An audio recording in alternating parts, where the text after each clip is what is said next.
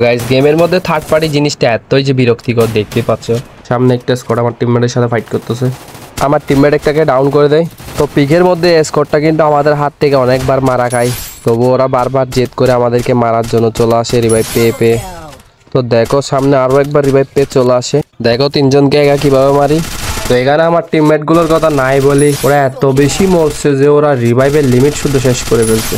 আর guys তোমরা যদি আমার চ্যানেলে নতুন হও অবশ্যই আমাকে সাবস্ক্রাইব করে পাশে থাকবে।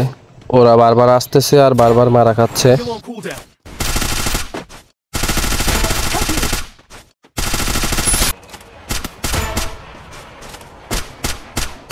তো ফ্যাক্টরির সাইডে আসতেই দুইটা প্লেয়ার পেয়ে যায়, একটাকে হেডশট দিয়ে ডাউন করে দিই। ক্লক টাওয়ারে এসেই দেখো একটাকে হেডশট দিয়ে ডাউন করি। ওর টিমমেট আরেকটার সাথে ফাইট করতেছিলাম, বাট থার্ড পার্টি আমাকে পিছন থেকে মেরে নেই।